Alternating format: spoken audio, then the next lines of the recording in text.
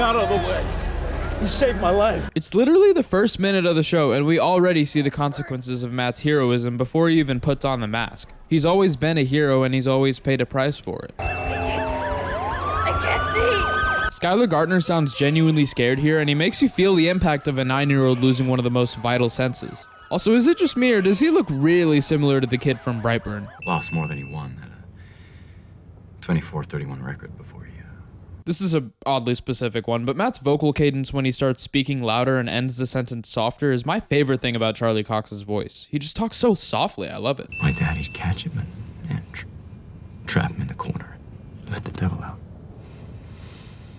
And I didn't understand it, you know, what he was feeling deep inside. I didn't understand it. Not back then. But you understand it now? Perhaps this will be easier if you tell me what you've done. I'm not seeking penance for what I've done, Father. I'm asking forgiveness for what I'm about to do. Such a good way to have an insanely well-acted monologue, lay out our main character's motivations, as well as setting up the rest of the episode all at once. Also, that line, I'm asking forgiveness for what I'm about to do, is just cold as hell. No pun intended, because hell, the devil, you know. Man, shut up. I'm getting $1,000 a head for y'all. Turk is such a terrible person, but Rob Morgan plays him so charismatically, I can't help liking him, just a little bit. Nothing screams early 2010s action scenes like these over-the-top sound effects, and while it's distracting sometimes and dates the show a little bit, comic book media has to have some campiness. Also, I swear I have this exact same sound effect in a sound pack I have. Remember what I said about the best animated TV intro sequences in my Arcane video? This is one of them. The same liquid that blinded Matt, now blood red, pouring over his city and himself the same way that it poured into his eyes. I also interpret it as the whole city being blind to what really goes on inside it, but Matt is one of the few to conquer that blindness. What was that? Was that a moan? Do you have somebody in bed with you? The paralegal. Is it the pair over at... Never mind, I don't want to hear about it. No, I do want to hear about it. I love Foggy Nelson. Susan, would you mind walking me around the space? Of course, my pleasure. As I was telling your associate, this office was barely touched by the incident, which is why it's on the market already. Yeah, Foggy's probably seen Matt do this 1,000 times and it shows. We're never gonna be able to keep the lights on waiting on a horde of innocent souls to stumble into our loving arms. At this point, I'd settle for just one. Transitions like this are what I love most about TV and sometimes movies. A character basically speaking a scene into existence never stops being interesting. Thank you, Detective. Matt loves playing games with other characters, and we love to see it. Do you mind if we sit down? She gave a big shrug. I say we go with it. Matt and Foggy's dynamic is just so fun to watch, with him always telling Matt what's going on. Honestly, it's probably why it hit so hard when he found out about Matt later on. He probably felt so stupid realizing that this whole time when he thought he was helping Matt, he already knew what was going on. Nonsense. So what, you're just a couple of good Samaritans? Ah, good Samaritan foreshadowing. Mr. Rigoletto is retired. His books have been acquired by my employer. Toby Leonard Moore plays Wesley so elegant and calculated, and he's just full of the exaggerated swagger of a sweet and loyal friend who loves his employer in a way that only family could. Give us a wave, Mr. Rance. Well, hello there, not Brad Pitt. What do you want me to do?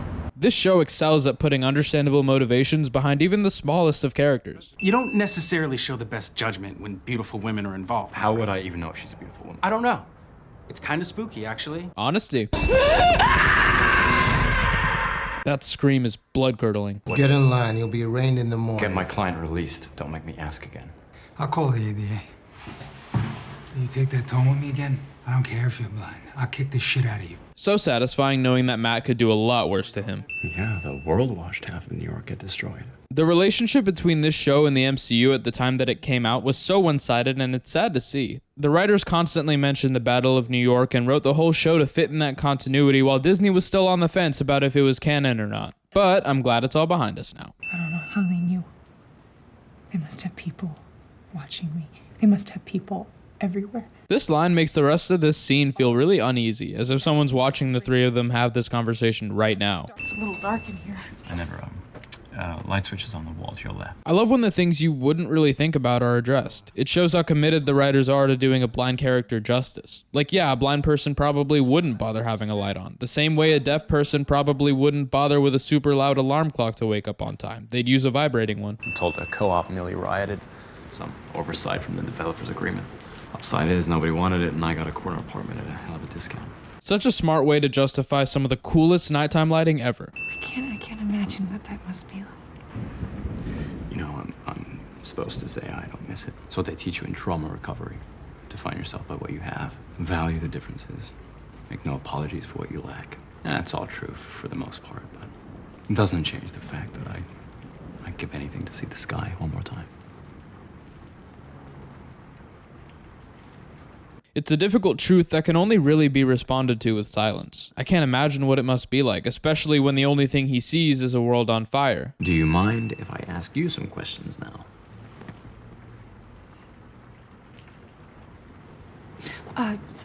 Go ahead. You just nodded, right? Their chemistry is already insane. Sorry, Foggy. Can you at least pretend to be cold? It's unsettling. Me to that one guy who wears a t-shirt and shorts outside in the winter. I seriously appreciate this show's commitment to not cutting around a bunch in combat, similar to how John Wick did it. It's always more fun to see the skills of the fight coordinator, and it's especially impressive to see how much of these stunts Charlie Cox did himself. Let's go. Finish up. I'm tired, Dad. Hey, I don't want you to end up like your old man. It's crazy how much of this flashback has a double meaning to adult Matt's situation. I'm tired, Dad. Matt's tired of fighting. He's badly hurt. Hey, I don't want you to end up like your old man. He doesn't want Matt to end up dead. Come on, Maddie. Get to work. Get back in the fight. Such a clean demonstration of how much focus Matt has. When you basically have super hearing, it's gotta be hard to focus on every sound of an incoming hit while tuning out the loud sound of rain, his fast breathing, his own footsteps, and so much more. Nelson and Murdoch. Start a file. They may be of use. When put in the context of the whole season, it's crazy to think that Fisk thought he'd be able to bribe Nelson and Murdoch. My grandmother's recipe, and she made me promise only to serve it to my future husband. A little foreshadowing to the heavily understated love triangle throughout the season, because she served the same meal meant for her future husband to both of them. I owe you. Maybe I could clean the place up a bit. Is this place messy? Our firm is very prestigious and discerning, Miss Page. Ah, such a cute start to a friendship spanning however many seasons long. It's one of my favorite parts of any TV show.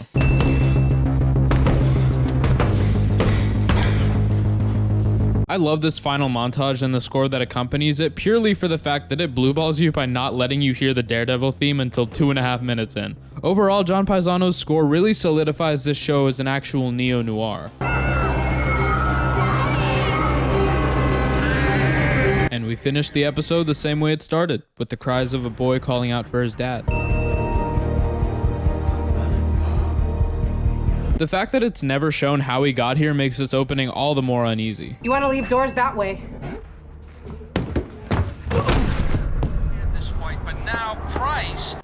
I like the idea that the flashbacks only trigger when he falls flat on his face facing this exact direction. This is a bum. Hey, anybody's got the guts to step into that ring deserves respect. Don't you ever forget that. Human Price? Human Price. This is a good lesson to teach Matt, and also a good way to address the dangerous nature of boxing while giving it its flowers as well. So you watched the fight? Wow, does that wound look terribly real. I might even have to blur this one. You got all this for losing? Sometimes, even when you get knocked down, you can still win. It ain't how you hit the mat. It's how you get up. That's right. Making a really good lesson out of withholding the truth from your son. Oh, you know I'm still here, right? Could you hear me just now? Nope. The correct answer is yes, and you sound amazing.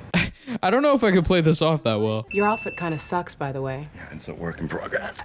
Is it weird that I like it more than his actual suit this season? All right, I'll call you Mike. Gotta love the reference to the fake, then real twin brother from the comics. Dad, I can't see. It's all right, man. I can't see.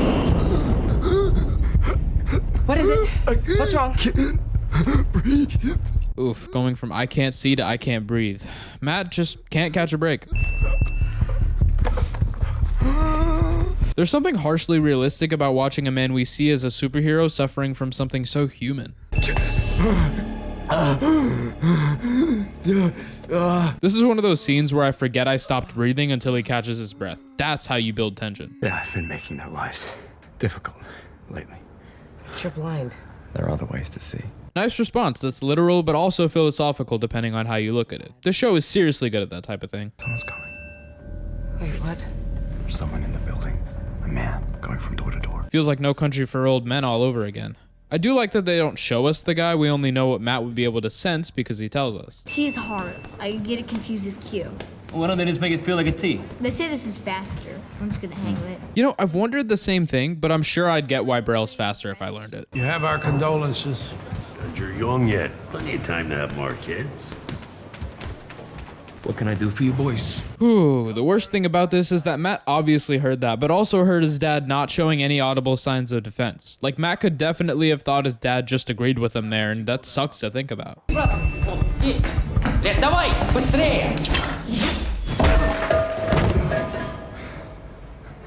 I originally couldn't put my finger on where I've seen this before, and then I realized it was American Psycho, but obviously not as brutal. This is my employee, for your information, and we are not on a date. Are we on a date? Definitely not. Okay, good. Because I was starting to worry you might be in love with me. What other explanation could there be? You hang around my office all day.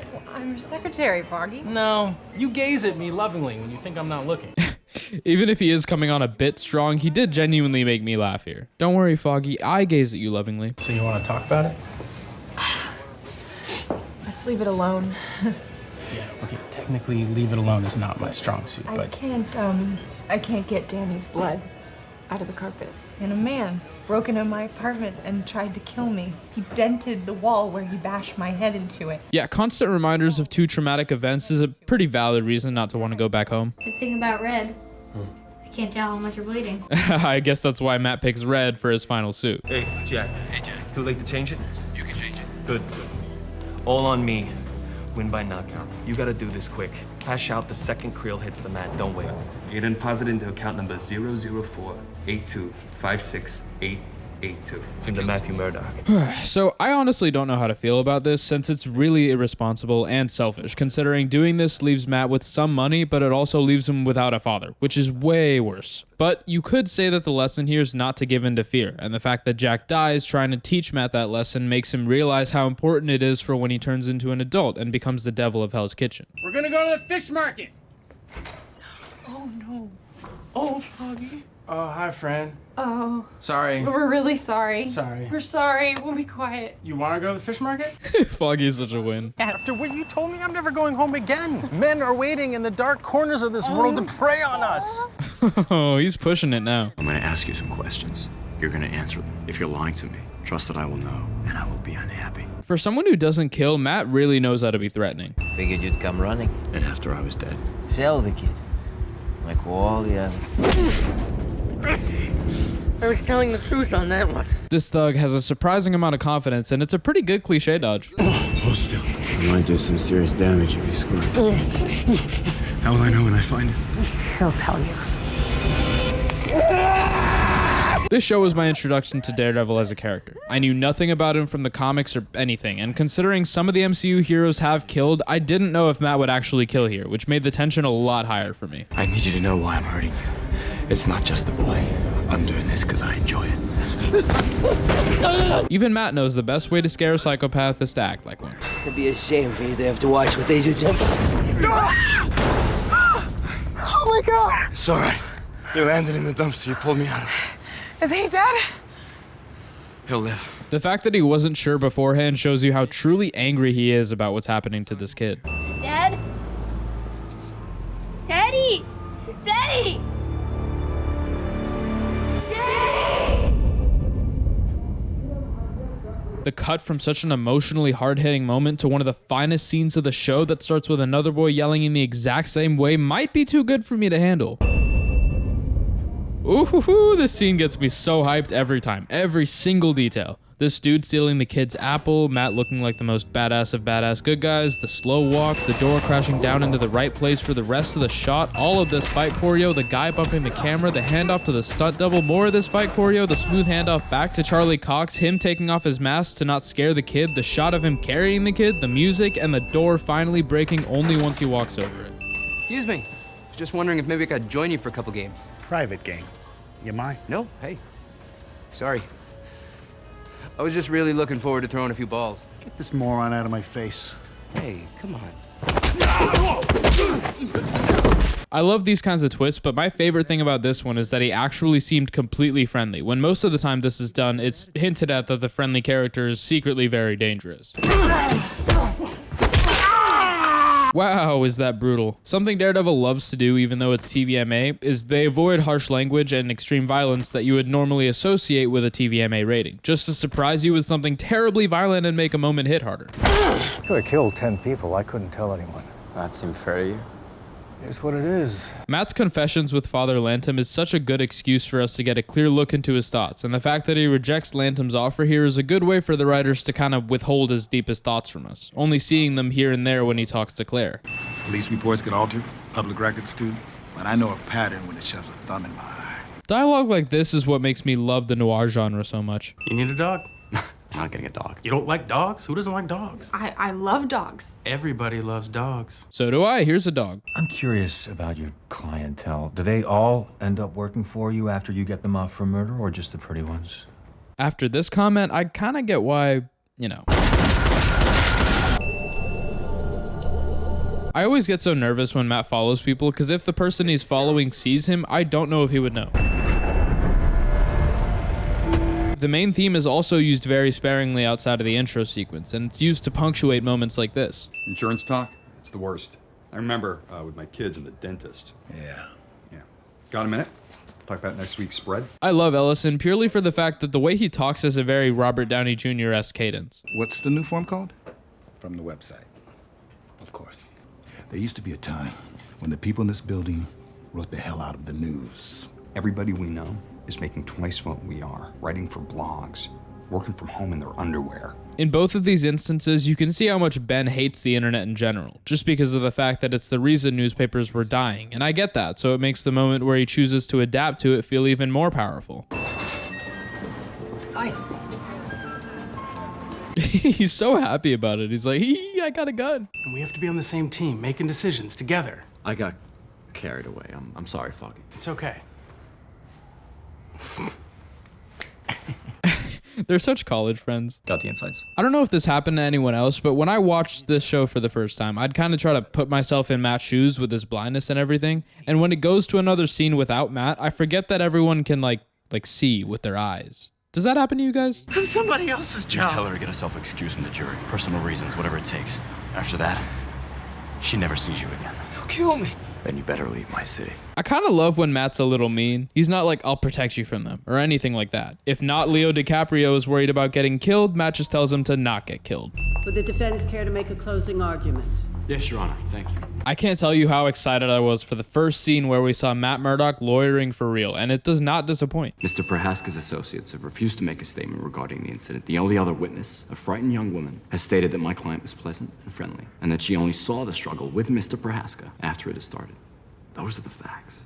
Based on these, and these alone, the prosecution has failed to prove beyond a reasonable doubt that my client was not acting solely in self-defense. And those, ladies and gentlemen of the jury, are the facts. Regardless of which side he's defending, Matt's just a good lawyer because he knows how to use the facts in a way that serves the defense. That is just good lawyering in general, but his way with words and the way he brings philosophy into it is so much fun to watch. I don't see why we're going through all of this anyway. Just get rid of Healy the way you got rid of the other guy. They find him hanging in his cell. Boom, boom, case closed. Rance, McClintock, Farnham, we've been leaving a trail of bodies lately, and trails eventually lead somewhere. This needed to be handled quietly, within the confines of the law. And in case you were wondering the same thing as Leland here, there's your answer. Nothing ever happened between me and Daniel. Do you think I don't know that? I know how much Danny loved me. Oof, that's love and that's painful. She knows he loved her so much and he would never cheat on her, which has gotta make his death feel worse.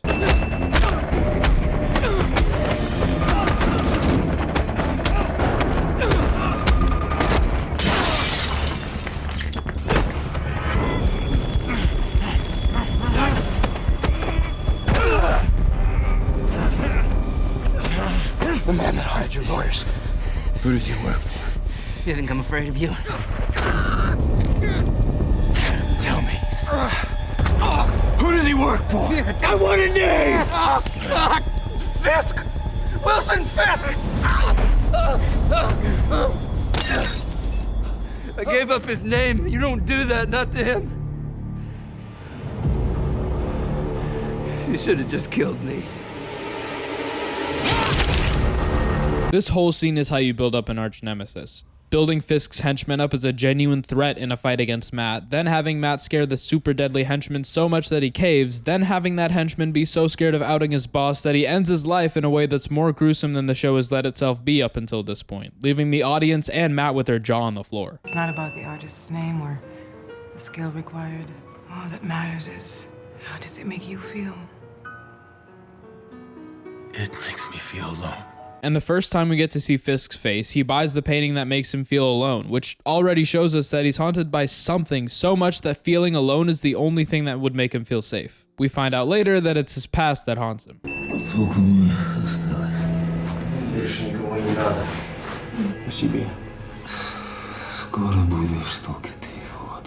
Car door foreshadowing. Also, this scene gives us some good insight into the brothers' relationship and how it goes deeper than just business partners. It also gives the car door scene a layer of genuine tragedy after the initial shock.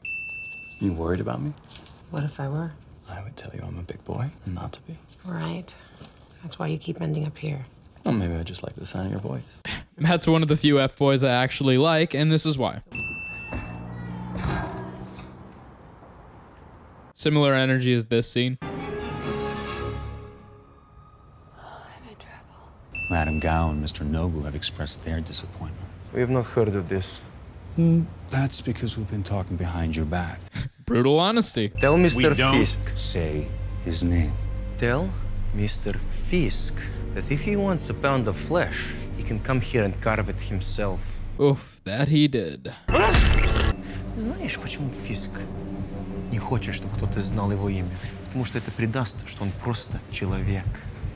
Как и козел в маске. Смотри, что он понаделал.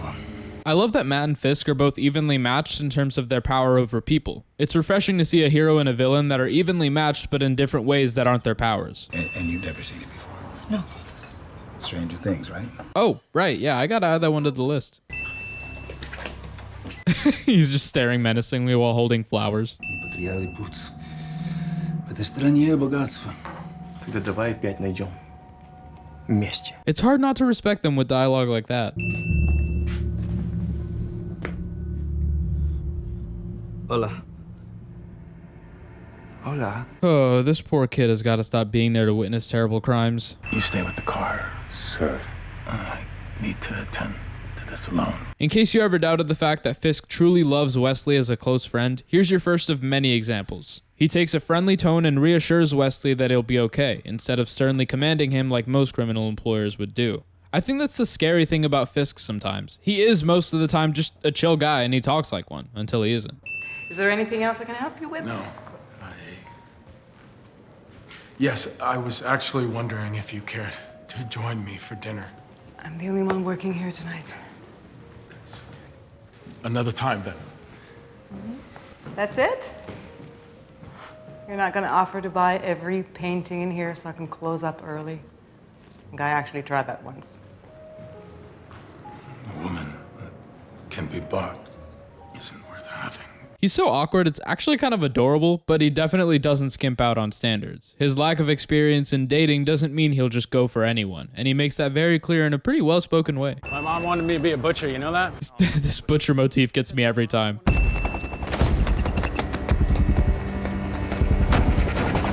So either Charlie Cox actually did this, or this is a clever transition hidden in this pan to the left, meaning either Charlie Cox is a badass, or the cinematographer and editor are badasses. Hint, it's all three of them. To your right, a woman in a white blouse. Eyes front, Jesus. Ben and Karen's master and apprentice dynamic is great. She just constantly pisses him off. Meet me in the diner when you're done. How did you know I was here? 225 now 230. So I guess since anyone can do the Batman disappearing trick, it's time for me to learn. I don't know much about wine. My assistant, he recommended it. Maybe I should be out with him. That was a joke. Yes, of course. You don't do this much, do you? No, I've been preoccupied for a long time. Great excuse for any single guys out there. It's not the fact that you're bad at talking to women, you've just been grinding too hard and you haven't been talking to anyone, that's all. You want to know his name? Ask him yourself. This type of thing always has a risk of sounding corny, but since we personally know the devil of Hell's Kitchen, we know that he deserves to be talked up like that before making his entrance. Let her go. I'm walking out of here. No, you aren't.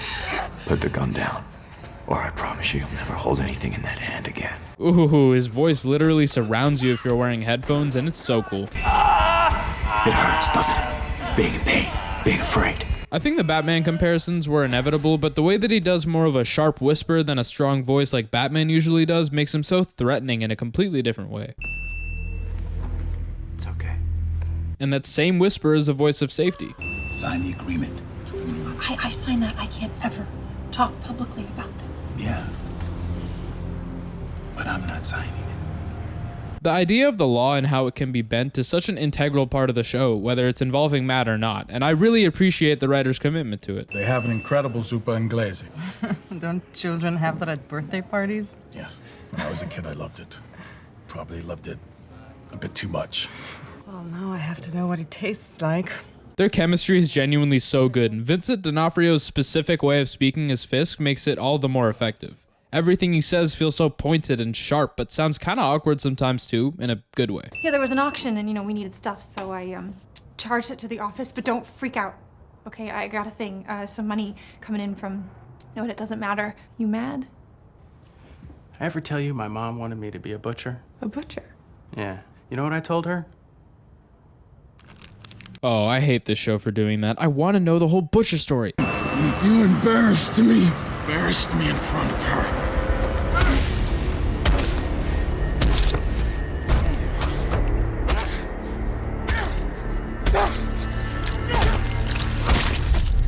Another case of the show using gore really effectively to show how emotional Wilson is and how much he values Vanessa, even if it's at the expense of Anatoly, who was the only brave brother out of the two, willing to put their pride aside and ask Fisk for help. It's kind of sad when you think about it. I feel like we don't often get to see the effect of physical or psychological damage done to people who aren't like superheroes. Sure, Matt's gonna be used to getting badly beaten and stuff, but Claire wouldn't be accustomed to it, and it would rattle her a bunch like we see here. You have to think of it as more than just 5 senses. I can't see, not like everyone else, but I can feel. Micro changes in air density, vibrations, blankets of temperature variations. Mix all that with what I hear, subtle smells. All of the fragments form a sort of impressionistic painting. What do you actually see? A world on fire. Such a cool and depressing description of his powers. He feels and senses so much, but all he sees is a world on fire. No wonder he would give anything to see the sky again. There's still a few small details we'd like to iron out before... where's your brother? Man, Wesley's good. He should be an actor. You have a girl or a boy you might be celebrating with? You try his cell? He's really playing it up, and it could have fooled me easily.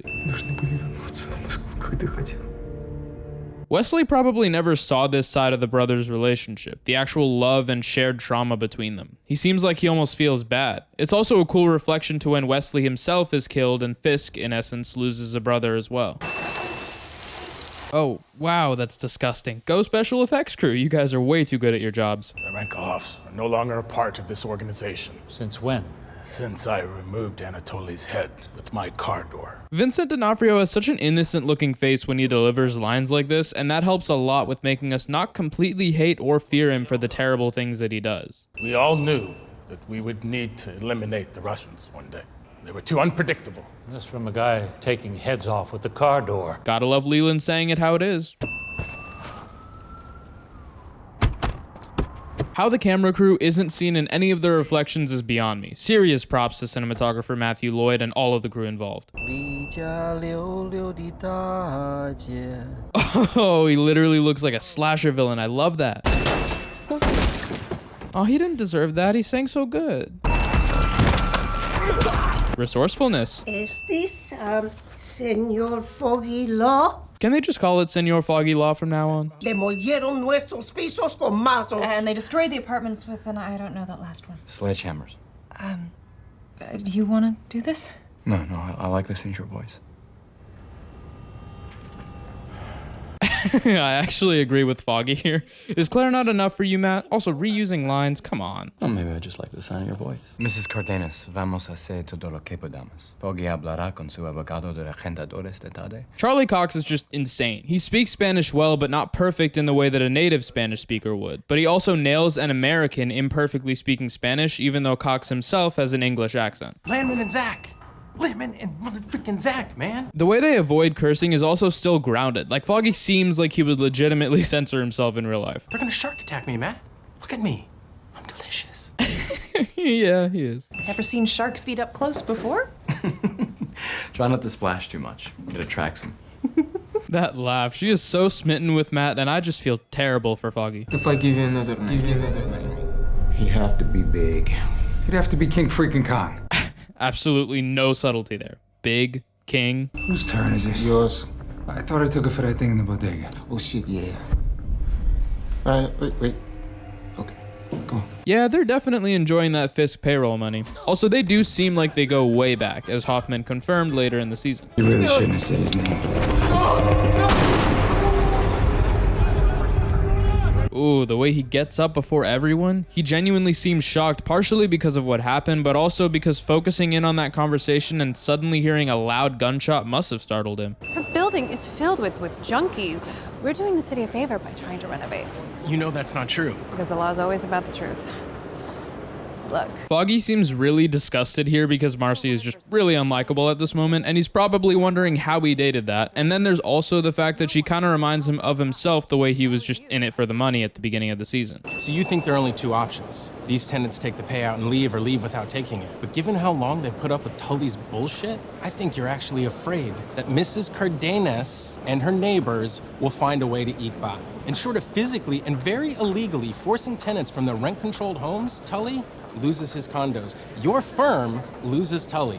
You want me and my client to think that you're doing us a favor, that we have no leverage. When really, we have all of it. So you're gonna see us in court, where I will absolutely dismantle you. Damn, Foggy, you already dismantles her. Chill out. Also, she's totally into him for everything he just said, and she's not even trying to hide it. The show's comedy is so subtle sometimes that it's perfect. Your cousin's a drywall guy, right? That he is. And Matt and I fished an electrician out of the drunk tank. We're gonna talk to your neighbors too, okay, Miss Cardenas? We're gonna take care of you. Sometimes taking care of people yourself is the best and only way to do it, and it's one of my favorite things about street-level shows like this. What I hear you like to kill Russians too. You dropped Anatoly's head off. And now I want his brother. Again, best way to scare a murderer is to act like one, and Matt is never afraid to do it. The 75 Brunello de Montalcino.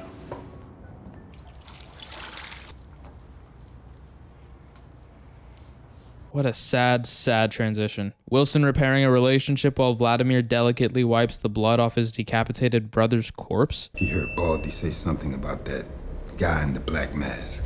Sounds like he and this Max dude are tight. He works for Fisk all this time. Fisk has been playing us. I usually don't love when misunderstandings are the root of a conflict, but the way this show does it is so much more uniquely and carefully written than a character mishearing someone talk about them from behind a door like we see all the time. 1 million for whoever can tell me where I can find Fisk. 1 million? Shit. I love Turk. He's just such a charismatic scumbag.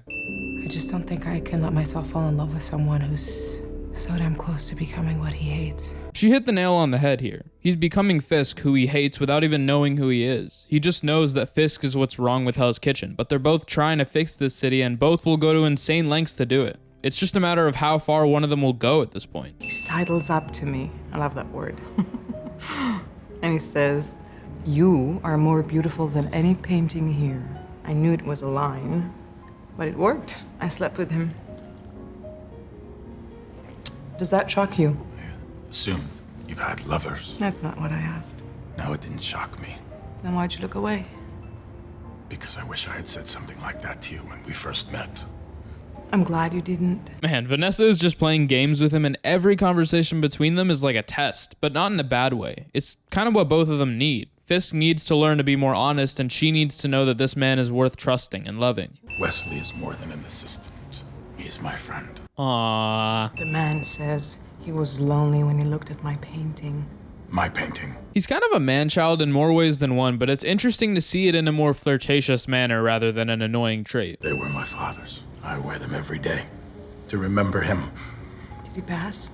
When I was a boy. I mean, that's one way to put it, yeah. What kind of gun is that you have in your purse? It's a 22. I'm glad she respects that the honesty should go both ways. The city crumbles. Needs to die before it can be reborn. Love that they're calling back to this a little bit with Daredevil Born Again's title. I kind of wish it was called Reborn. I get that it's based off the Frank Miller Born Again arc, but it just sounds so cool.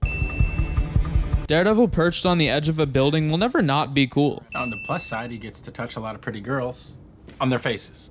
That's, you know, how he tells what people look like, or at least that's what he tells the ladies. Does he know what you look like? He's got a rough idea. I only ever let him put his hands on my face once, because weird. You ever tell him what I look like? No, he doesn't need me to tell him. He's probably got a picture of you in his head. I can't really blame the whole Foggy and Karen thing not working out on either of them. She's too smitten with Matt, and Foggy kind of seems to shut down some attempts at flirting while pushing it with some of the other attempts. I want you to touch my face. But I can see you, so... No, I know. I just, I want to know how someone who is blind would see me. Ooh, that's... oof. Oh, thank God we cut away. The fact that this guy is actually giving Matt a hard time is impressive. The Russians seem well trained. You have to close your eyes. Right. This is actually difficult to watch. Oh, thank God again. Vladdy did offer a cool meal to give up your boy. You're alive, which means you made the right decision. Man, first off, that line's cold. Second, Fisk really did plan everything, even Turk revealing to Vladimir that he killed his brother, and you have to respect the forethought. What a way to end an episode. If this show aired weekly with episodes instead of the whole season at once, I would have lost my mind. No witnesses. Finally, now Charlie Cox and both of his former roommates have had their hero escaping from the cops moment. Am I crazy or did he just pull out that cop's tooth? Please tell me if I'm wrong in the comments, but that is gnarly as hell, damn. How bad are you hurt? Considering Matt hated the Russians so much that he nearly killed one of Vladimir's men, he's really being kind to Vlad himself, so here's a win for some impressive self-restraint. Shots fired! Shots fired! 2 suspects on foot! I don't know why, but that transition to the intro stuck out to me and felt extra cool, so I'm giving that a win. This has to be the coolest excuse to make a reference to the Kingpin while also having just a really cool murder board with playing cards instead of photos or sticky notes. Based on what we know, probably trying to get him to talk. Blake was clumsy. We'll deal with Blake later. We need to contain this. Seeing Matt do something that has Fisk actually worried and not as confident adds this weird feeling of tension where I'm kind of scared for Fisk, like the murderous man-child crime boss. I mean, this is why he works so well as a villain. You care. And if you don't now, you probably will eventually. Swear to God, that asshole knew I was a righty. With how powerful Matt's senses are, he probably did know he was a righty. That sounds pretty bad, but I don't speak asshole. He's got the most comic booky quips. I got an elderly woman over here. She's bleeding bad. Where's she hurt? Are you a nurse? Yeah. Ooh, Matt's two worlds collide. These two storylines have felt so separate that it feels like two different shows, and this is the crossover episode. I made a very bad decision. That's my whole life. Edgy humor's the best. Cauterize the wound. This way, at least, he has a chance of not bleeding out before you get what you need out of him, and it'll hurt like a son of a bitch, so bonus. Priorities. That low-key but pounding score with the kick drum sounding like a heartbeat, musically putting us in Matt's perspective because he hears a heartbeat. John Paisano, everyone. Who do you work for? City of New York. I'm gonna ask you again. Think about your answer. Who do you work for? City of New York. I got 2 months on the job. Call Central. Tell them it's a false alarm. I do that. You let me walk? Eventually. This threatening line is probably the one moment where Matt went wrong in this scene and why this cop betrays him. When you insinuate that you might break the legs of an honest cop even after he agreed to do what you say, he probably wouldn't see much of a point in doing what you say. 2nd floor, purple mask! How long I've been doing this? Long enough to be a pain in the ass. Just doing my job. How and we're doing ours. So stay back and out of the way. You know, this thing goes sideways. I can't promise you don't get caught up. Ooh, is that foreshadowing? Yeah, I think that's foreshadowing. Anything doesn't smell right. It could be a problem. Problems and just opportunities that haven't presented themselves. Optimism. I'm not big on guns. Great. Little stick, much better. Vladimir and Matt's chemistry is surprisingly good and completely unexpected. Who is he? Where do I find him? We were going to rule the city. My brother and I. Some honest truth and a death fake out. You are here and safe, so let's keep it that way, okay? Aw, that's the cutest way to establish a platonic relationship. And even though I've been cringing at Foggy being oblivious to Karen's lack of romantic interest in him, this is a nice way to show how she does really care for him, even if it's platonic. Hello.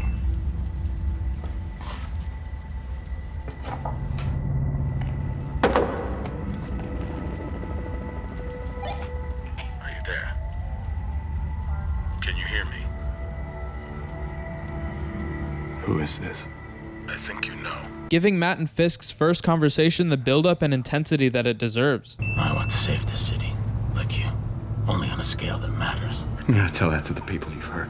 Young man, life is not a fairy tale. I never remembered or expected Fisk to just young man Daredevil, but then I realized they probably do have a more significant age difference than I would have thought. Maybe around 15 to 20 years. If I got that wrong, please correct me in the comments, but it adds an interesting layer to this rivalry that I never really thought about. It's not me you need to worry about. It's the city you just blew the hell out of. You think anyone's gonna believe that? You're running around in a mask, holding up with a known felon in the wake of a series of bombings. So, actually, I do. When you make a point that even the best lawyer in New York City can't argue with, you kind of deserve to run the city. Yeah, keep telling yourself you've won. It'll make what I'm gonna do to you so much more satisfying. Your part ends tonight. Yeah, if that's true, others will take my place. Now make sure. No, they won't. Your name, your very existence, will be met with disgust. Man, Matt does sound painfully naive during this conversation, especially with how Fisk frames everything in a way that completely makes sense. But that naivety, that hope that even if you don't live to do the right thing, someone else will, that's respectable, and that's what a hero would think.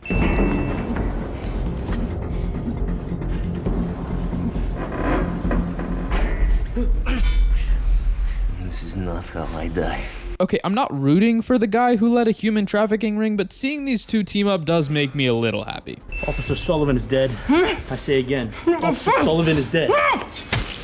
Oof, that guy did nothing wrong and he did not deserve to die, especially like that. But it reminds you how many honest people have been killed by the corrupt and why Matt's cause matters. The moment you put on the mask, you got into cage with animals. Animals don't stop fighting. Not until one of them is dead. The insanely well-written dialogue in this show just constantly impresses me and it makes me love it that much more. Seriously, props to all the writers.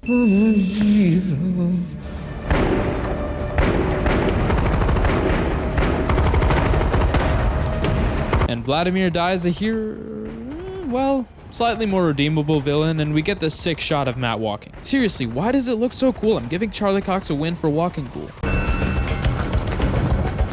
Not sure if this is intentional, but because of the obscurity, I almost thought this guy looked like Matt until I realized he wouldn't run with that much concern for his life. Stick, that threat is just mean, come on.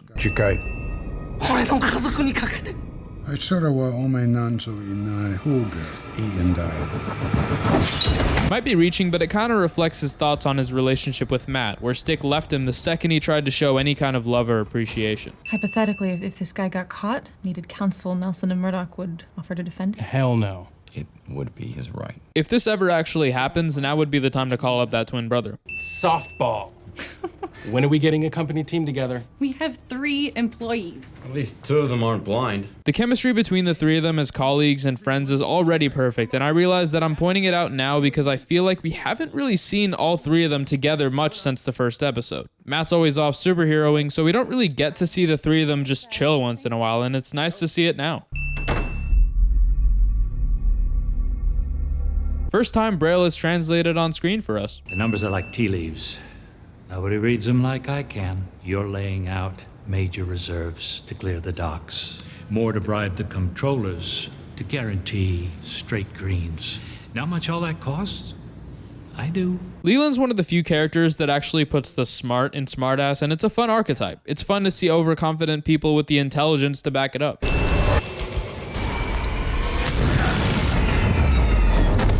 Asshole.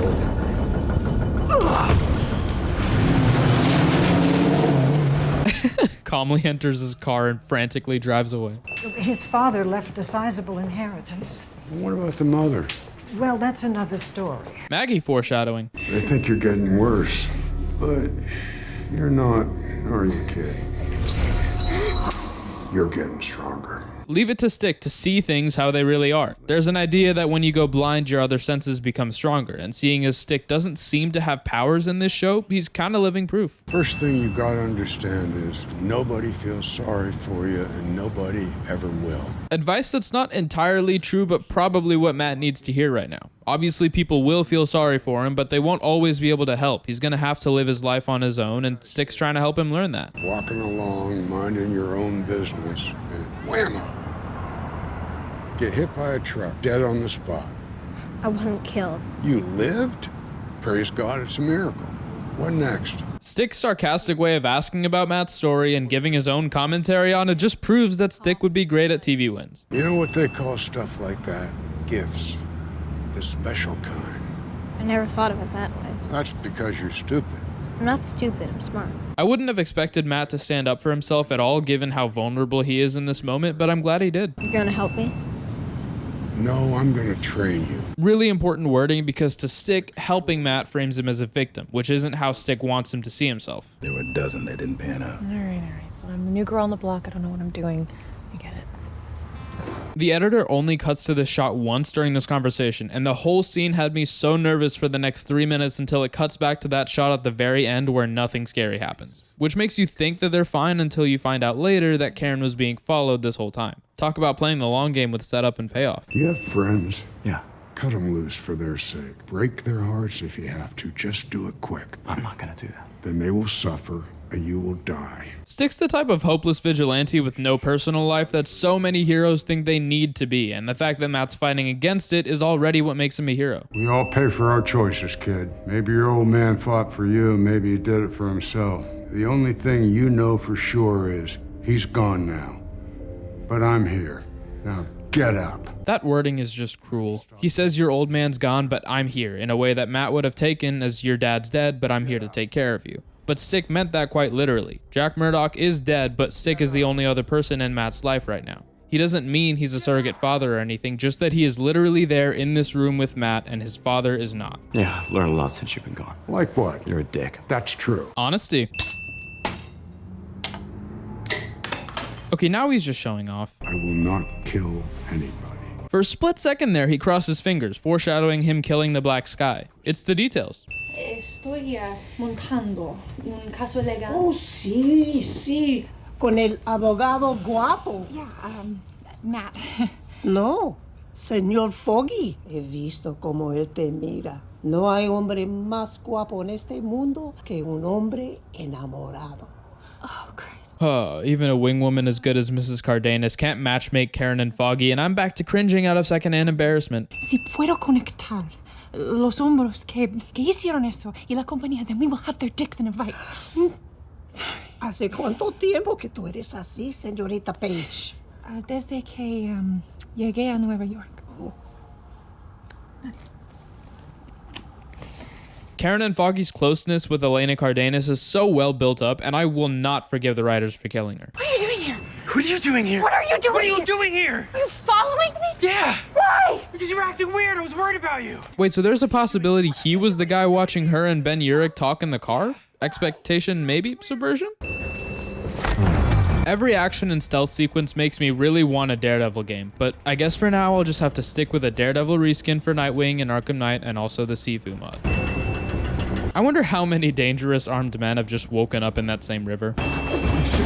Apparently there were 2 stunt doubles for young Matt, and one of them, Aiden Kennedy, would have been 12 years old when they did this. This show again proves that it had some insane talent behind it. It's a bracelet from the wrapper on the ice cream you got me when we first met.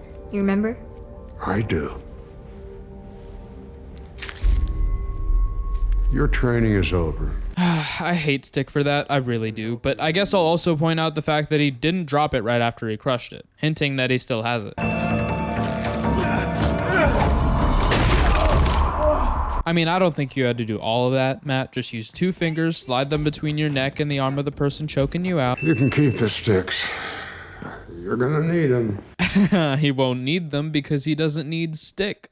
But, I mean, he uses them anyway, so. Ah, a Jack of Hearts, like someone who loved a certain Jack Murdoch with all his heart. Okay, I'm done with the reaches. I just thought it was a cool coincidence, okay? Okay, I hate Stick like 2% less, maybe 5, but he still abandoned the kid.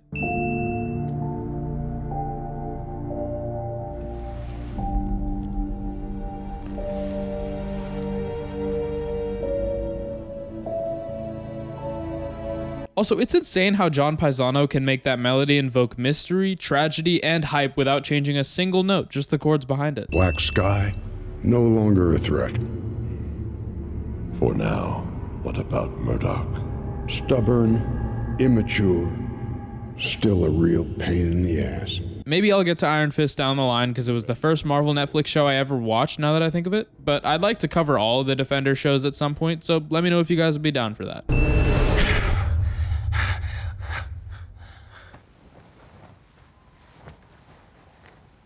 It's cool to see that Rabbit in a Snowstorm, the painting that makes him feel alone, calms him after a nightmare.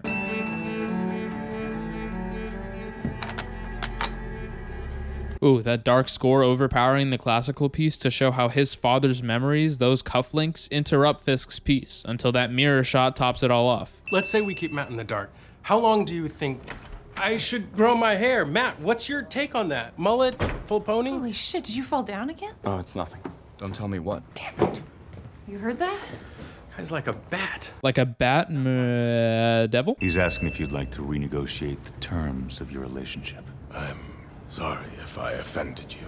この世界だろ。前の立場を覚えておけ。俺のは。You get that last part? Yes, threats are clear in any language. If the Russians had spoken to you this way... They aren't the Russians. No, the Russians actually contributed. Leland's financials, Gao's product, and Vlad and Anatoly's distribution until we absorbed that facet. What do Nobu and his men bring to the table? What are they in all this? So many things to win here. Fisk tactfully making himself small to Nobu so he can maintain power. The fact that we get to see Wesley take off his glasses and be more casual with Fisk. And the amount of genuine respect Wesley has for his boss. I love music, just not so loud. What the hell good is it if you can't hear it? Never trust the quiet ones. Those are the pricks that are always up to something. You cut it too short. What did I tell you? Sorry, Sorry what? sir. Respect. You gotta give it if you want it. Ugh, the way Bill treats his wife and son like trash and then tries to frame it as a lesson to teach. He's so unlikable that it invokes anger in the audience, similar to Wilson's anger that builds up towards the end of the flashback. By return, you shot him. Technically, we paid someone else to shoot him. Wesley's just done at this point. He's slowly giving up on the elegant persona, sitting more relaxed. He's just so tired and it's hilarious. He's my friend. I've known him since I was a kid. This 30, 35 years. How much are each of those years worth to you? In round figures. Sucks that the answer to that question won't matter for Fisk when his friend is killed. That's wonderful. So we have no idea what the guy you had shot might have said to the whack job you had framed for it? Leland just summarizes things for the audience in the funniest ways. Situation's being handled all right, just not by you. Leland's betrayal foreshadowing? If this show has taught me anything, it's that I need to try Zupa Inglesi. He was knocking our signs down. I told him to stop, but he wouldn't. He said I was a loser. Just like my dad. Get your coat.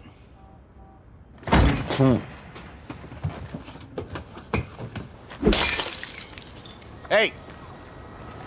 That him? You been knocking down my signs? I put myself out there. Think it's my fault they don't see it? Want to call me a loser to my face, you little shit? Huh? What a man tries to do, how he puts himself out there? Man, Jesus! Say something funny! Say something funny! Come here. Come here. Come here. It's It's people like this that want to keep you down. Keep you afraid. Kick them! Just how a self-centered man would frame this scene. He gets all angry when Wilson Said I was a loser, just like my dad. and he goes off and tells Wilson to beat on this kid. That's already messed up, but the reason Bill does this isn't to teach Wilson to stand up for himself, even if he says that's the lesson he's teaching. He's really just hiding his own insecurity, upset that some guy was being mean to Bill Fisk and he wants his son to do the dirty work and defend his father's honor. It's messed up what Wilson ends up doing to his father later, but I can't say that it wasn't a little satisfying. Harder! Kick him! Man, he dreams of that every night? No wonder Fisk is how he is. She says she didn't come for tea. He does not need you to form my words. You speak English? I speak many languages. How many? All of them. 而且你也可以讲我的语言，不是吗？你也知道多久了？ Wow, this reveal actually got me. There's even some build up to the reveal earlier when he pauses at something she says in Mandarin. 我不是为茶来的。Yeah, so Wait, I can't tell if Wesley's frustrated that she found out about Fisk speaking her language or if Fisk never told him and he's annoyed about that. I'm gonna assume the latter because it's funnier to me. Sir, if there's anything I can bring... Get out! Oof, that transition from him blowing up in anger to the moment where he was the angriest. It's late. Where are you going? I love the emphasis on this wall since the rabbit in a snowstorm painting vaguely resembles Fisk's memory of this wall. Later on in the scene, his dad starts hitting his mom, and that wall is the last thing young Wilson looks at before taking control, deciding that he's gonna defend his mother even if he has to kill his father to do it. Rabbit in a snowstorm is like a dark reminder that Fisk's life is in his own hands. He's the one in control. Thought you might need something. If I needed you, I would have asked. I don't think that's always true, sir.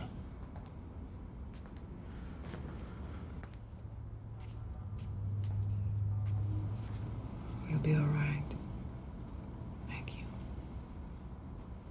Aw, Wesley's such a sweetheart. He knows Wilson so well and supports him when he doesn't ask for it. And he's also worried about his friend to the point where Vanessa has to reassure Wesley that she'll take care of his friend. Tell me.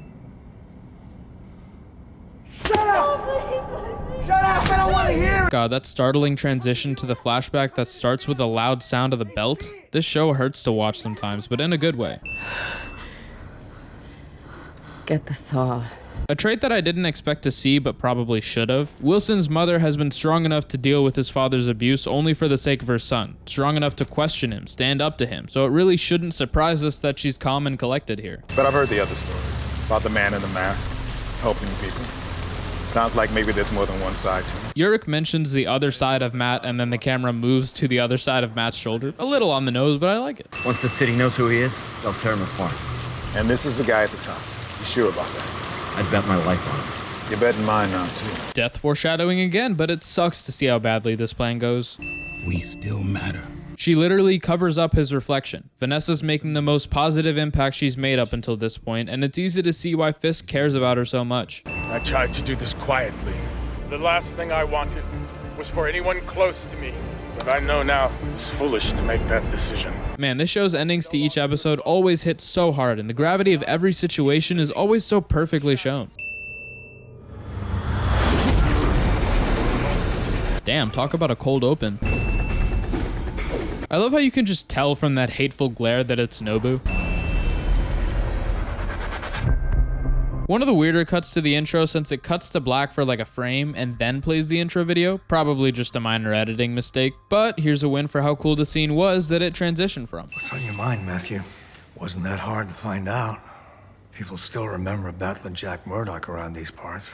And what happened to his son. Okay, see, this is one thing I've wondered because I remember a quote from this show where someone said no one ever looks twice at a blind person, but I don't know how true that is. Maybe it's just that where I live, there aren't that many blind people. Maybe there are way more in New York. Maybe it's just something that's more common in Daredevil's world. But given that there's a pretty prominent blind male lawyer and also a man in a mask that completely covers his eyes, is that not a bit of a giveaway? Either way, I'll give a win for Lantum being smarter than most. He's in the wind, or bottom of the river. Either way, he just shrugged. Foggy is genuinely so kind to Matt when it comes to his blindness, and he doesn't seem like he feels any obligation to explain what he assumes his friend wouldn't know. He kind of just does it because they're best buds. Yet another thing that Matt and Fisk have in common. Very loyal friends. Senator Cherry's office was asked for a meeting. Breakfast. Reject the first place they suggest. Fisk is smart to make psychological power moves like rejecting the first place the other party suggests, just to give the impression that he won't go with the flow, the impression that he's in control. It's the subtle ways that he does this that makes him feel so imposing. We must match him in kind. Specialists, perhaps, from your organization. I know of one with such skills. Nobu says that's so smug and egotistical, it's amazing. He is standing on City Hall with his cronies like he has already won. You know he can't see that. You don't need sight to appreciate art, but you do need honesty. Sight helps. Sure, but there's something very intimate in experiencing art through someone else's eyes. Why did they have chemistry? Like insane chemistry. I feel like the tension could be cut with a knife. Am I the only one who thinks this, or am I on something? Yes, the attorney. Legendary handshake. Since they barely actually know each other, every moment where Matt and Fisk meet feels more groundbreaking than the last. Seeing Hell's Kitchen to its fullest potential is very important to me. I feel the same way. Thank you so much for your time. Have you changed your mind about what you came for? No, I would just need to consider the cost. That layered dialogue, not considering the cost of the painting, but considering the cost of making the city a better place, the cost of killing the Kingpin. I know my soul is damned if I take his life. But if I stand idle, if I let him consume this city, all the people will suffer and die. There is a wide gulf between inaction and murder, Matthew. Another man's evil does not make you good. Men have used the atrocities of their enemies to justify their own throughout history. Are you struggling with the fact that you don't want to kill this man, but have to?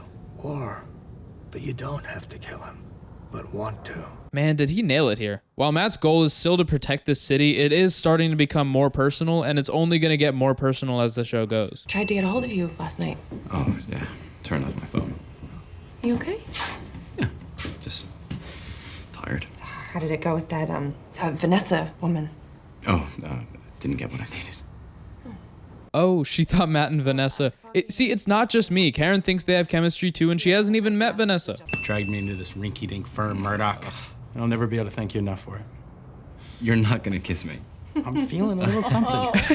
Charlie Cox and Eldon Henson feel like they're actual college friends in real life, even if they're definitely probably not. They're just that good. How did she die? Multiple stab wounds. The ambulance got there quick, but I know you were looking into a tenancy case.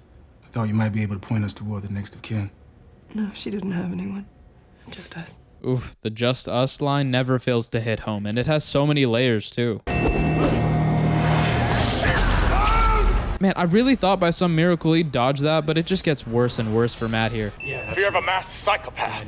Shouldn't let people like that take our city from us. Because we believe we can make a difference. Because they are cowards, afraid of stepping out of the shadows. Afraid of standing up for people like Mrs. Cardenas. Fisk laid the bait down a little thick, but it works, and it kind of seems like Matt knows deep down it's a trap, but he's so angry he just doesn't care. Where'd you get the purse? What purse? Why? Bad idea. Okay, the purse. I'll tell you next. I love seeing a more emotionally charged interrogation like this, with Matt almost seeming like he doesn't care if he gets the answers or not. He's so mad he just wants to hit the guy. Guess I'll have to settle for you. Since the lighting here is great, the shirt's hella tight, and we barely get to see Matt fully shirtless, I'll take now to say Charlie Cox's workout routine. It's a wake, Karen. People drink at wakes. You speak Spanish? What's a good toast for the people that should still... They should have told her to take the money like Matt said. No. Hell's Kitchen I grew up in was a real shithole, but it had a heart, you know? Man, the way Foggy's tears sobered him up just a little bit shows how much Mrs. Cardenas' death affected him. What are we supposed to do against somebody that owns everything, everyone?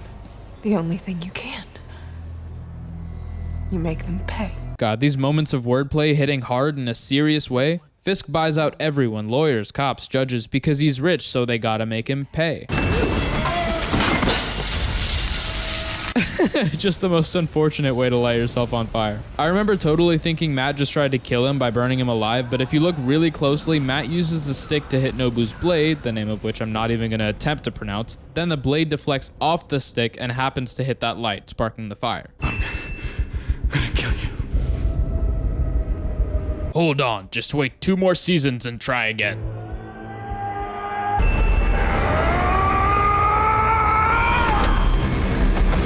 Ooh, Matt had it easy there. We all know what happens when Fisk uses both fists.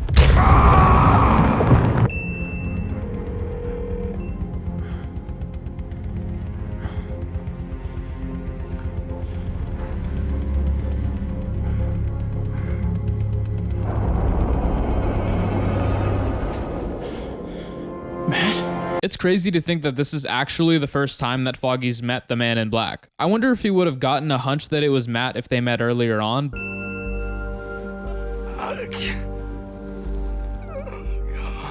First time we've heard Matt exclaim something out of pain or shock before. He can probably feel all of those stitches, and now that the adrenaline's worn off, he feels how badly he was beaten.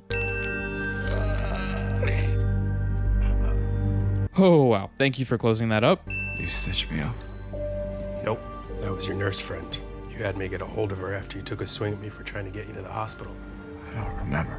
Love being in Matt's perspective where the audience also doesn't know what Foggy's talking about. Matt Murdock, you're not from Hell's Kitchen, are you? Yeah, born and raised. So am I! Yeah, I heard about you when you were a kid. What you did, saving that guy crossing the street. Back to my whole thing about no one in the city knowing that Matt's the Man in Black. If Foggy remembers this from when he was literally 9, it has to be a big enough deal for more people to know, right?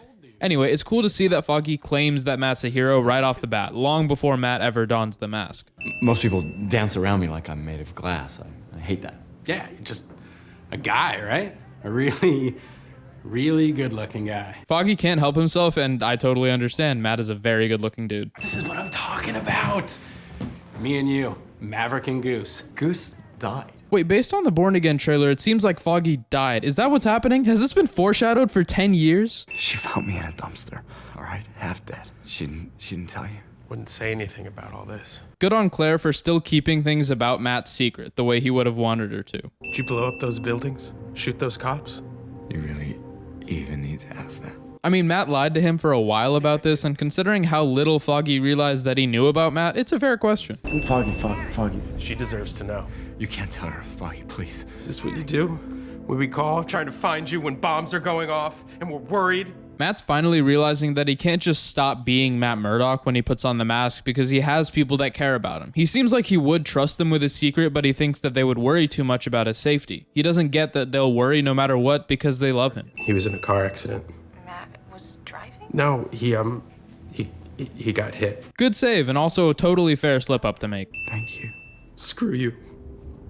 I just lied to somebody that I care about. There's another reason Matt wanted to lie to Foggy, because he didn't want to have to make Foggy a liar too. 发生在 Nobu 身上的事很不幸。我跟他要一个勇士，他选择自己当首。他是个骄傲的人。 So I didn't get on past watches that Nobu was still alive, and in case you didn't either, there's your hint. Gao says he is a man of pride instead of was. 你已经不是当初来找我的那个人了。那时的你很专注，对这座城市有梦想。现在你被拉向两个不同的方向。Man cannot be both light and shadow. Choose, and choose wisely, or others shall choose for you. Ooh, some all too clear foreshadowing that Gao is behind Vanessa getting poisoned. She gives him the illusion of choice, knowing full well he'll probably choose Vanessa. But she thinks that being the shadow is best for Fisk and takes things into her own hands. Hello, gorgeous. Hello, handsome. Aw, they're so cute. He keeps me talking. I'm gonna climb in there with you. And so very into each other. In the alley after the bombings, the way you were flipping around, how'd you get so good at it? An old man named Stick. You're shitting me. Yeah, when you say it out loud, it sounds a little absurd. That's kind of one thing I love about this show. It can poke fun at the comic booky stuff, but still embrace it sometimes. It feels like so much superhero media is afraid to embrace it, opting to either ignore the campiness completely or make fun of it the whole time. But thankfully, Daredevil chooses not to do that. You listen to her heartbeat without her permission? There's a system in place, and it's weird and invasive. I guess it's also an aspect about heightened senses that's always interesting. Like where do you draw the line? I'm blind Matt Murdock. Whoa. Most people just say Matt Murdock. I look like most people? I don't know, I can't see it. We are both one day gonna be El Grande. How do you say lawyers in Spanish? Avocados. El Grande Avocados. That's not Spanish.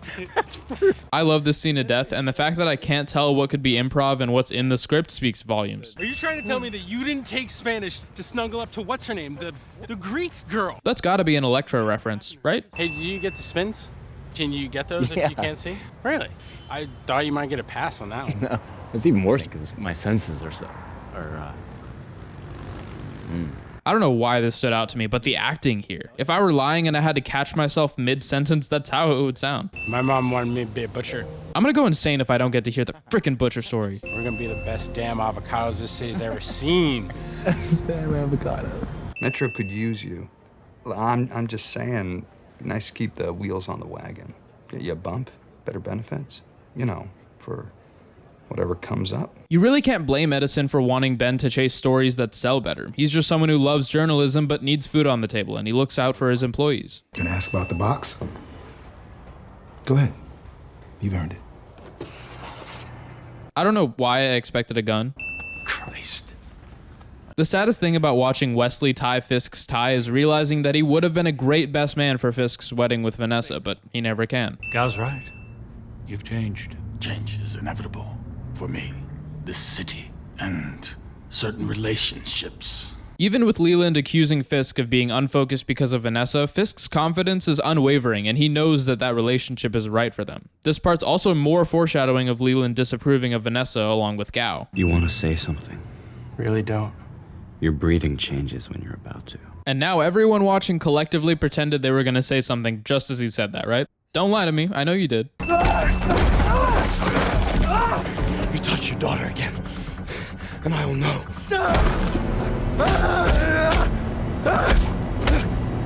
One thing I love about Daredevil is how he doesn't kill, but also goes as far as he possibly can without doing so. With so many superheroes, you just have to justify the heroes fighting, and you see this especially in video games where people accuse heroes like Spider-Man, saying, Spider-Man doesn't kill, but he will give a petty thug brain damage. Except Daredevil will actually put someone in a coma without hesitation. At this point, based on the severity of one's crime, Daredevil sentences people to hospital visits, and the jail fees are just medical bills. All the people here, all the years that they've lived, there must be so many stories. Only thing we have, everything's said and done. The stories those who are close to us tell to keep us alive. That's a really cool way of putting it. Gentle, sweet, not like his father. And what's his name? Wilson. It's always cool seeing characters figure out something that the audience already knows, but it gives us another perspective on how we should feel about it. We saw the way that Bill abused his wife and son, and Wilson only did what he did out of fear. Should that pain be used to put him away? I'd say considering the path that put him on and the blood he spilled since then, it feels right that Fisk's crimes end for the same reason they started, his father. So, does anybody need a drink as bad as I do? Yes, please. What a smart question to ask. He knows Fisk and Wesley probably wouldn't say yes because they're trying not to mess anything up now that they're in public, and Leland knows that. He also knows that Vanessa's more comfortable being in public because of her job, so she'd be the only one out of the three he offers the drink to that would be okay with drinking right now. Astrologer, can believe that. Ooh, that detail of her sweating from the poison? Who's gonna stop Fisk? Oh, I don't know. The law? Tell that to Elena. This is why Matt's a lawyer. You can't argue with that. We don't live in a world that's fair. We live in this one. And I'm doing everything I can to make it a better place. A better place. Kinda sounds like what Fisk keeps saying. And then Foggy does the same, makes points that Matt can't argue with because they're both good lawyers. Matt's forced to recognize what he's done and how he's hurt his friends. This city needs me in that mask, Foggy. Maybe you're right. Maybe it does. But I don't. I only never needed my friend. Man, that one hits you quick. Foggy starting to cry because he knows that what he's about to say is sad, and Matt being caught off guard and immediately crying. These two are just so good, the characters and their actors. Gotta be more careful. Tripping and falling, taking out the trash. Yeah, I guess being blind does make it easier to make the whole tripping and falling excuse more believable for over 6 months. Nelson and Murdoch, attorneys at law.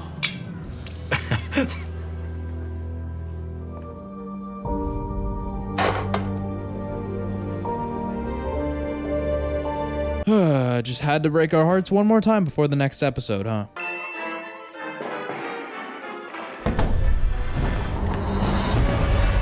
Opening an episode with something irrelevant only to transition back into the main story is always a cool way to hook the audience in, even when you're 2 episodes away from the finale.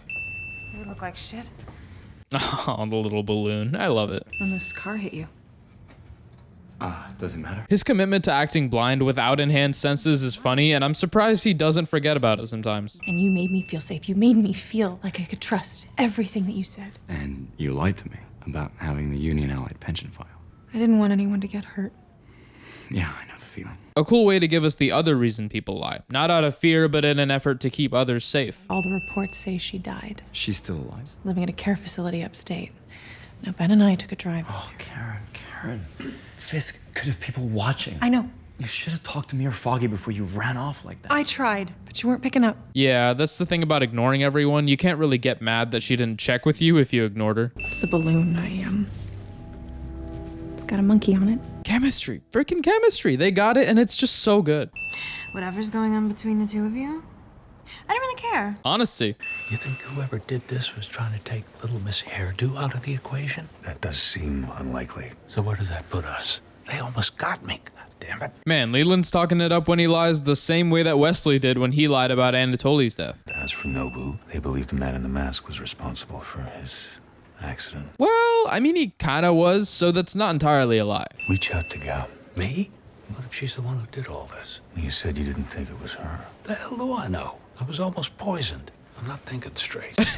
Leland, dude. We might need her support against further unpleasantries. And if she was involved? Then it's been an honor doing business with you. I really should get some kind of body armor, like I told you. Yeah, I'm thinking you might be right. There's a first. Character growth. You're not going to stop. Not until the city is safe from people like Fisk. Which is never. It'll always be something, someone. Well, good thing Charlie Cox agreed to play Daredevil until he's 60. He told me you were the man this city needs. I think that was only half true. You're also the man this city deserves right now? I'm sorry I got pulled back into this. At least I got to see you with your shirt off again. Optimism. She's an old lady, confused. So you don't believe her? Let's play this out. So I write up the story, get it on the front page. Then what happens? Best way that I've learned about making decisions and how to deal with overthinking. Just think things through step by step, and I automatically feel better about stuff that I've been mulling over for ages. If we don't do something, Fisk is gonna win. There are no winners and losers in something like this. Elena Cardenas might disagree with you. Damn, Foggy and Karen using the fact that Elena's dead as a trump card in an argument. It feels justified though, since they knew her the best and actively helped her on an individual level. They actually have seen firsthand that this isn't just a story, these are people's lives. You think someone's trying to kill Fisk? I've been writing about crime in the city since before you were born. The only thing I know without a doubt is you don't get to be the man at the top without making enemies looking to tear you down to the ground. Man, it's so cool that we get this older Ben Urich who's seen it all and done it all. He provides such a unique perspective that can only be obtained through years and years of experience and some recklessness. I'll have the papers messengered to your penthouse. Thank you, Wesley.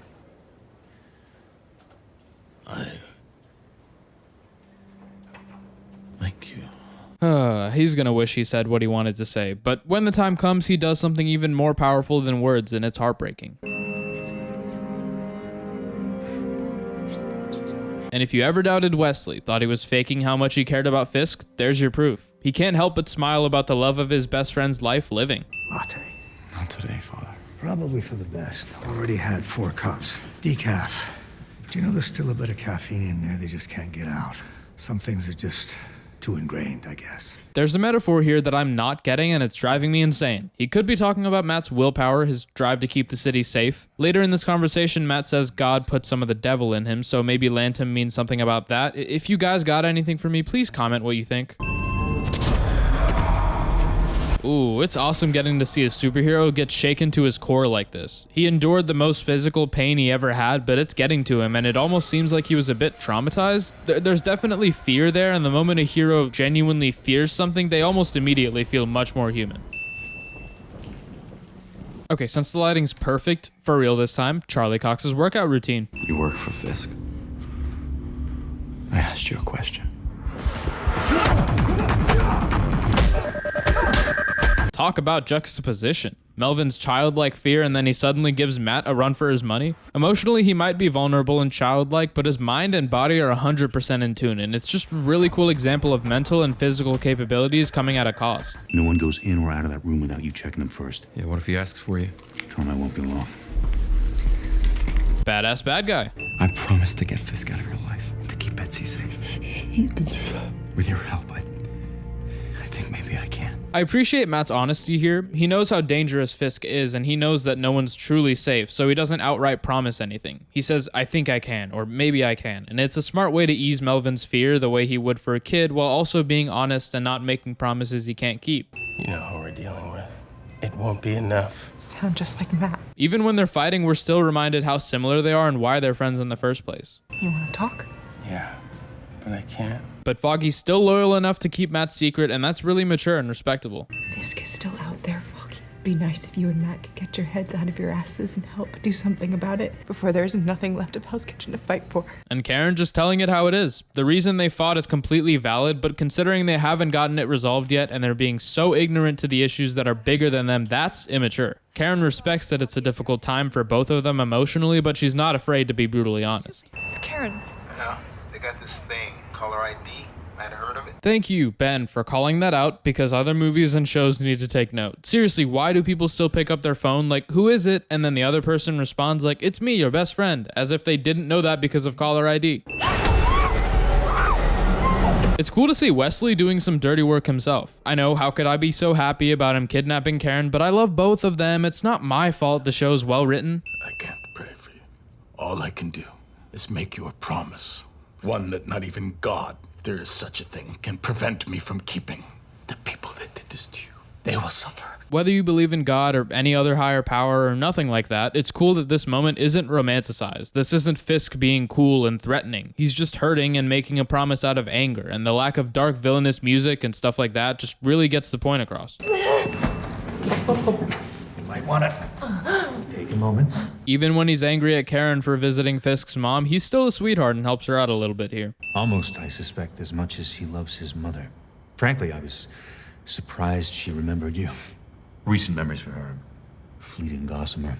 Man, you can see him bottling that anger to keep his composure. I think the thing that makes Wesley surprisingly empathetic is that he puts himself in his friend's shoes almost obsessively. He feels like Wilson's pain is his pain, and that Wilson's mother is his mother, and that kind of unapologetic love is hard not to respect, even considering how dangerous they both are to our main characters. You've proven yourself resourceful, tenacious, with a commendable ability to convince others that your way is the right one, the way that needs to be followed, pursued despite the obvious repercussions such actions may incur. Is that even English?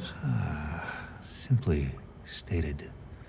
I love seeing him feel like his intelligence is insulted. Toby Leonard Moore plays the guy with a little too much ego so well. I'd rather die first. But you won't be the first to die, Miss Page. No, I think Mr. Urich will have that honor. Then we'll go to your place of employment, see to Mr. Nelson, Mr. Murdoch. After that, your friends, family, everyone you've ever cared about. And when you have no tears left to shed, then we'll come for you, Miss Page. This is why I love Daredevil's dialogue and also Wesley's character. He doesn't just say, we'll kill everyone you love and then come for you. He goes in detail, saying every name individually just to prove that he won't forget anyone. And he frames it as a form of torture when he says, when you have no tears left to shed, then we'll come for you, Miss Page. I know, I'm a broken record, but the dialogue is God tier. Do you really think I would put a loaded gun on the table where you could reach it? I don't know. Do you really think this is the first time I've shot someone? He knows that gun's loaded, and he has unflinching composure, not an ounce of fear that she'll do it, opting to manipulate her instead. The roller coaster I felt in this moment is harrowing. Karen's afraid for her life, Wesley's acting out of love for his brother, and when he's shot, I was sad because I liked him, but afraid because I felt for Karen, and then I felt bad for Karen because she did something she can never come back from. Ooh, ending the episode with just the phone ringing and then having the credits music be much more low-key and eerie than it's been past episodes is the best way to make you feel the rippling shockwaves this moment will start. That tired look in her eyes as if she's been crying for hours, this moment is really given the weight it deserves. Both Karen and Claire show their scars with looks in the mirror after a shower, but with Claire it was more of a physical and psychological wound, while with Karen it's much more psychological. You could interpret that right there as the jump cut into the dream that she has.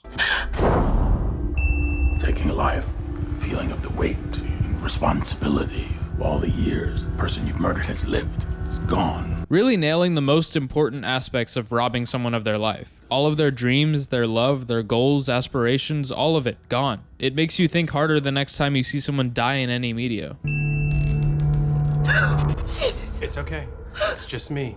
Second jump scare from the shadows this episode. I wonder if something's being foreshadowed. Wait, I didn't even notice that. Foreshadowed. Yeah, I smoked a doobie once. I'm not sure that's considered hard anymore. At least not according to Denver, anyway. The times they are changing. Yeah. So, you coming back to the office? That segue between conversations is genius. They talk about something casual, and then there's a line that has a double meaning, one to the casual conversation and one to the following conversation. The times are changing refers to Foggy talking about Mary Jane, but it also means times are changing for them, where Foggy and Matt are having trouble and Karen's distressed. It's not the same as the chill late nights working a couple episodes before. This is my home. You and Foggy are the only good things in my life right now. Karen, did something happen? Ooh, there's the moment where Matt starts to notice what's going on. Since he has to focus for his senses to work, he starts after she seems distressed and probably hears her heartbeat, smells some kind of residue, or feels something in the air. I'll make them suffer for what they've done. I expect nothing less. He makes the same promise he made to her before, but this time more confident and with her approval. You let him leave. Alone. He ordered me to stay. He wanted as many men on you as possible. It's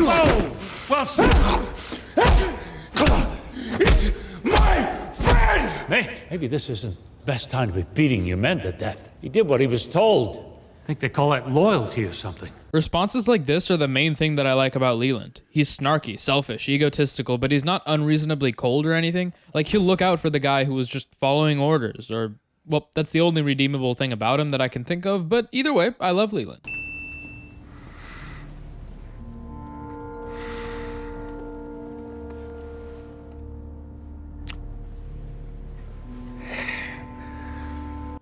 God, that's heartbreaking.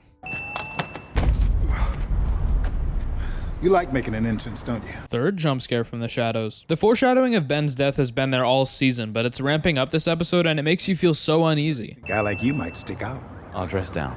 It's cold. You should get yourself a better coat. How about you get yourself a better outfit? You're gonna keep running around out there. I'm working on it. Watch your back, Ben.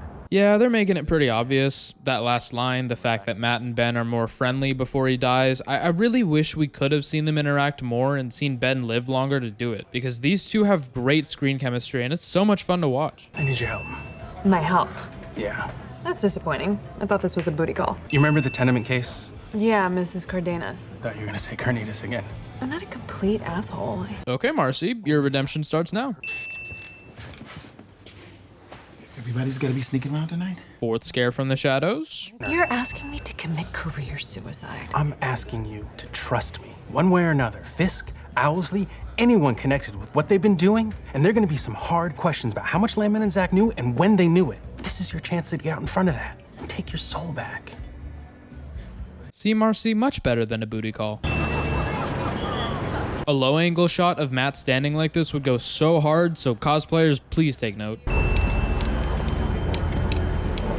Ah, literally the blind leading the blind. Nothing quite like watching Matt parkour running to classical music. Seeing him be so clearly in their line of sight stressed me out so much. This isn't a game, Matt. Real people have vision cones that include peripheral vision. You read what his mother said about what he did when he was a kid? She's a sick old lady. She probably thinks Nixon's still in office. Run the article. It'll sell papers. It's sexy. You sound like a whore. Well, I learned how to be one from you. Damn, a valid argument and one we, the audience, actually have proof of. It's not sexy.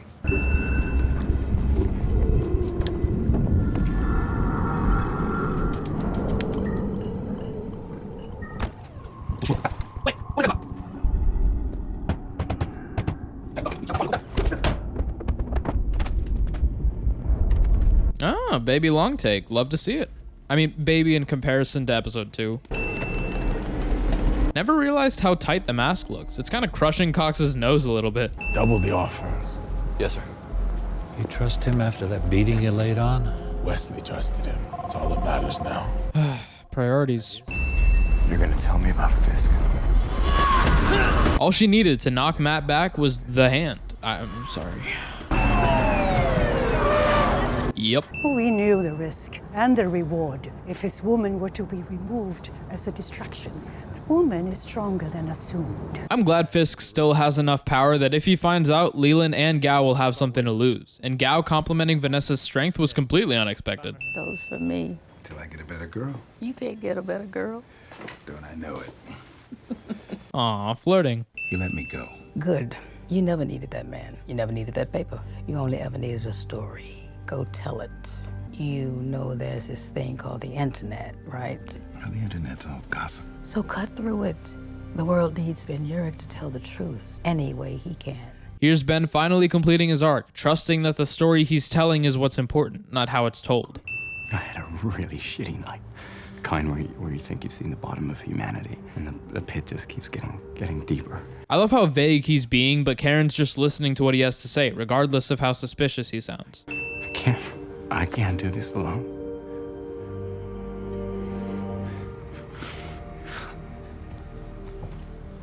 And finally, he said it, realizing his friends aren't just people he has to lie to protect, but people that he can trust and confide in, while also getting their help from time to time. It's also great to see him let go emotionally and just let himself cry. I've made mistakes in the years since I was a boy. The lack of low rumbling score makes the silence that much more obvious and deafening. I thought that your days of being relevant were past. And for thinking that, I'm truly sorry. Apology accepted. You know where the door is. The balls on this man. This world around us is preoccupied with celebrity weddings and complicated issues that matter. They take too much focus. They take too much time away from texting and 1,000 channels on the satellite dish. What you would think to be obnoxious preachiness if it wasn't for the great writing for both of these characters is just a good commentary on where we are. Fisk's line here is dated in some ways, but timeless in the important ways. It's easier to get caught up in stuff that's not important to the grand scheme of things, ruining our attention spans and distracting ourselves until we have no room in our day or our brain to just think. The reason shower thoughts are a thing is because it's the only time we're not endlessly feeding our brains with whatever we can find. I don't want to ramble about it, but I love how well this argument is aged. Were you alone when you spoke to my mother? Yeah. Self-sacrifice. You're a man of principle, of conviction. I understand that. I even admire it. You went after my mother. That's not something that I can forgive. You know how many times people have threatened me, get me to keep my mouth shut? But that is my mother that you brought into this, Mr. Urich. So I am not here to threaten you. I'm here to kill you. It's understandable to be mad that a journalist gets close to someone you love to take you down, but it's also easy to hide behind that argument as a reason to kill someone who's exposing you for the terrible things you've done. While Fisk is respectable in some ways, he's immature in others, and this is a good reminder of that. We never got around to having kids. If we had, I think he would have wanted one like you.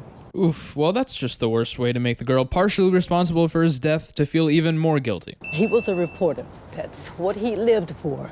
And he passed doing what he loved, what he had to do. It's so mature on Doris's part to not be bitter or angry at Ben for following that story. She knew this was the job and she knew he loved that job, so she accepts it the way it is and chooses to be proud of him for going out how he did. Everyone that's taken money from him, everyone that's helped him tear this city apart, they're all gonna get what's coming to them, along with Wilson Fisk.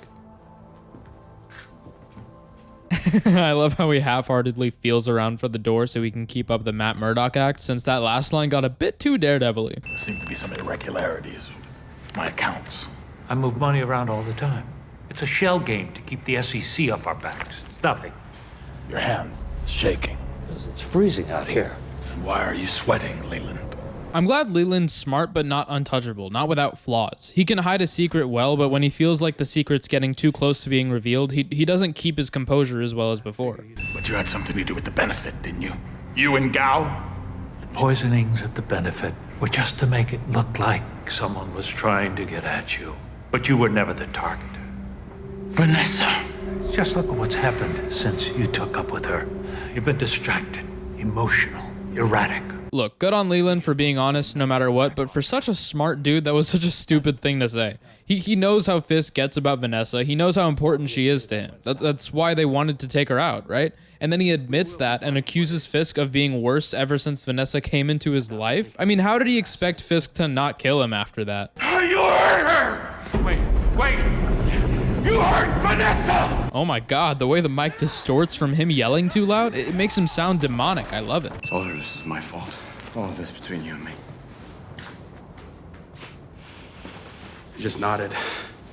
You can tell that, right? They can't stop being friends no matter how bad of a fight they get into, and it shows right here. I mean, Foggy took it upon himself to look for Matt and find him here. There's nothing I want more than to find a way back to where we were, but I don't know if we can.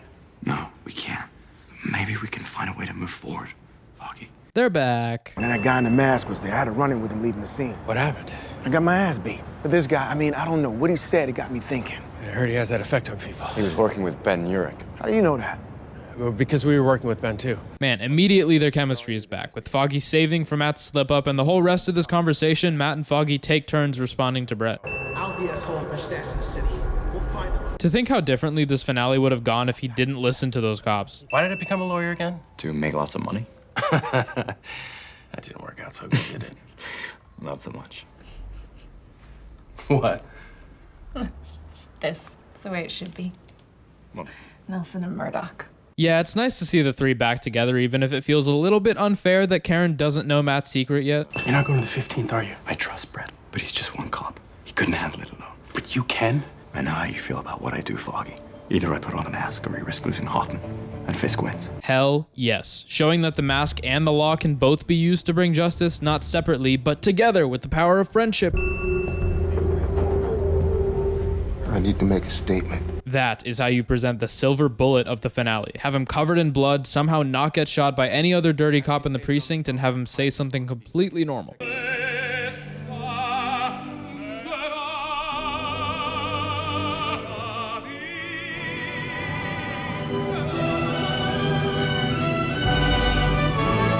A montage of justice being delivered a little over halfway through the episode is the best way to make you feel uneasy about why there's still 25 minutes left. Unless you're a purist and don't look at the length of a movie or show while you watch it, which I respect you for. I want to ask you, you are my heart.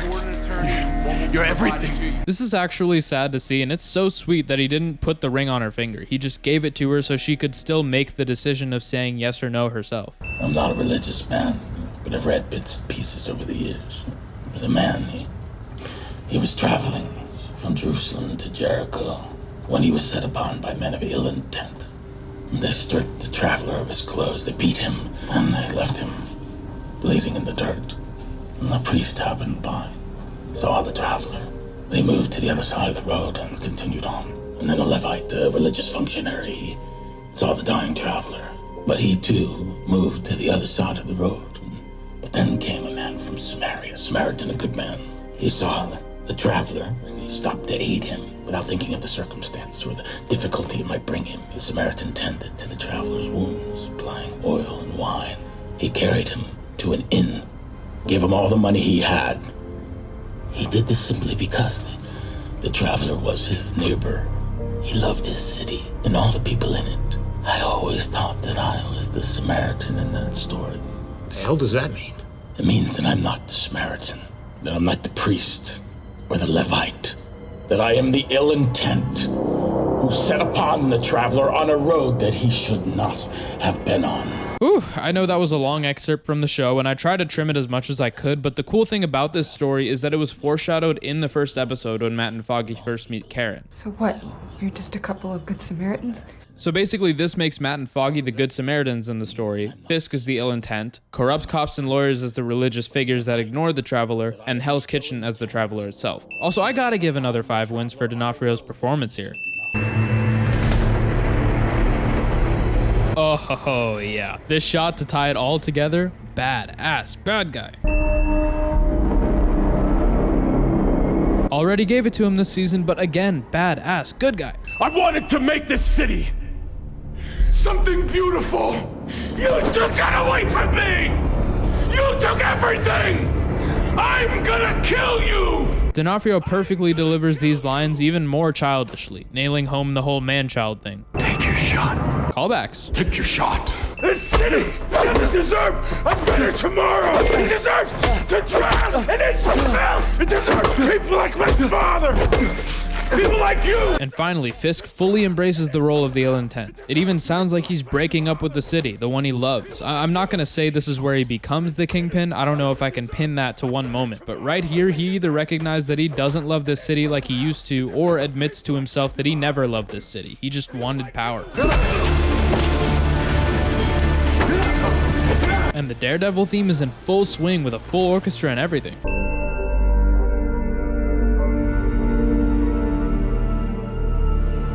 Ugh, the fact that she waited for him so he could put the ring on her finger himself. It's hard not to feel bad that Fisk's going away. That's what they're calling him now. Daredevil? Sounds like he's gonna jump Snake River Canyon on his rocket cycle.